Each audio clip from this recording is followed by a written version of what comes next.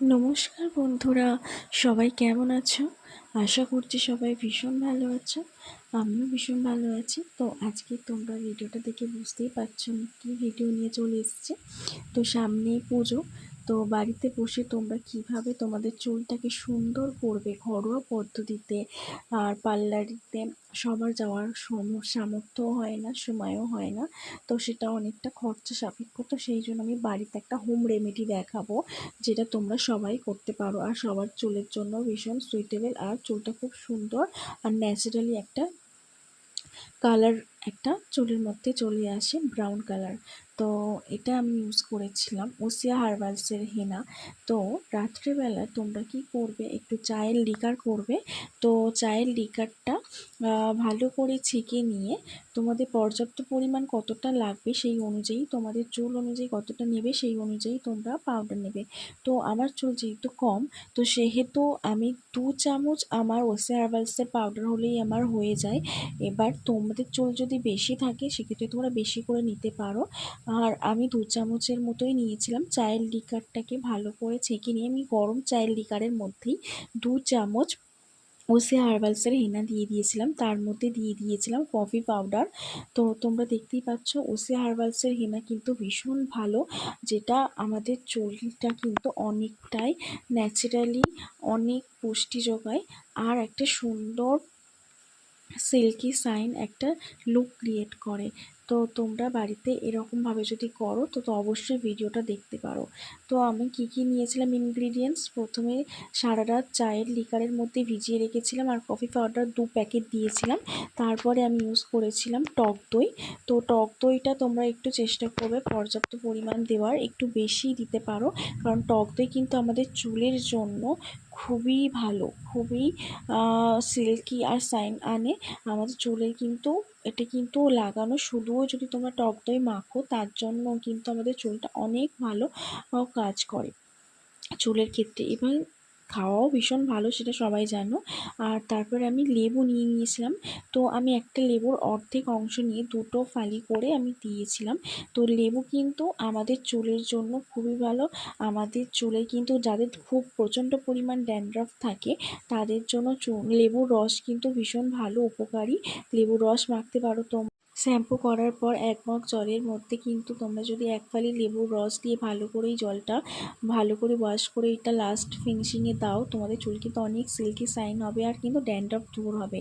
সেক্ষেত্রে তোমরা হেনাতেও যদি লেবুর পরিমাণটা একটু বেশি করে দাও, যাদের অতিরিক্ত মাত্রায় ড্যান্ড্রাফ থাকে তাদের কিন্তু খুবই ভালো। আর লেবুর রস অবশ্যই চুলকে শাইন করতে খুব উপকারী।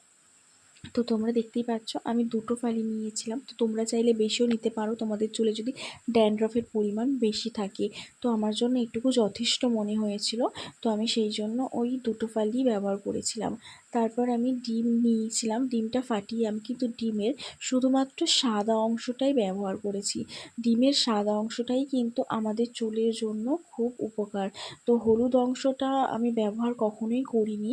এটা কিন্তু আমি যতদূর জানি যে হলুদ অংশটা ব্যবহার আমাদের না করাই ভালো। তো অনেককে দেখেছি আবার হলুদটা ব্যবহার করে। তো আমি ন্যাচারালি যেটা করি সাধারণত আমি সাদা অংশটাই ব্যবহার করি ডিমের।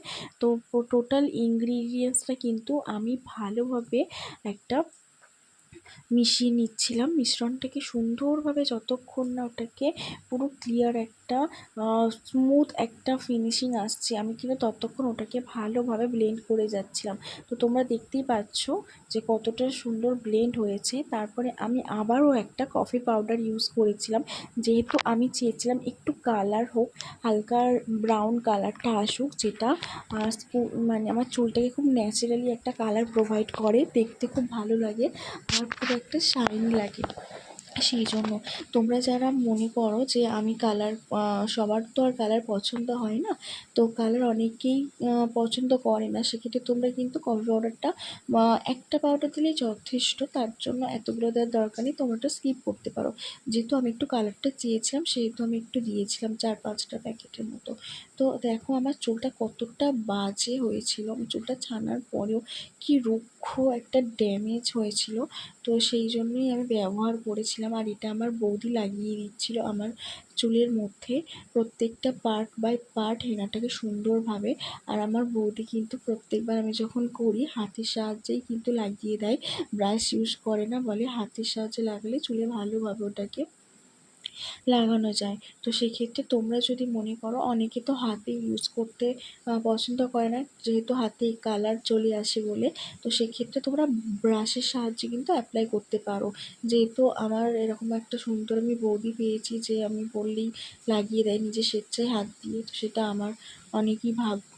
তো তোমাদের তো এরকম নাও হতে পারে, সেক্ষেত্রেই বললাম তোমরা কিন্তু ব্রাশের সাহায্যে ভালোভাবে লাগিয়ে নিতে পারো, তাতেও কোনো প্রবলেম নেই। আলটিমেট তোমাদের চুলের মধ্যে হেনাটাকে সুন্দরভাবে লাগিয়ে যদি তোমরা প্রত্যেকটা পার্ট বাই পার্ট সেকশন করে প্রত্যেকটা লেয়ারে তোমরা যদি লাগাতে পারো তোমাদের চুলের মধ্যে, আর এরকম সুন্দরভাবে পাকিয়ে রাউন্ড করে, দেখো আমার বৌদি কি সুন্দর লাগিয়ে দিচ্ছে। এইরকমভাবে যদি তোমরা করো প্রত্যেকটা জায়গাতে, প্রত্যেকটা চুলের লেন্থ বাই পার্ট টেনে টেনে প্রত্যেকটা জায়গায় এরকমভাবে কিন্তু হেনাটাকে আমাদের চুলের মধ্যে লাগানো দরকার।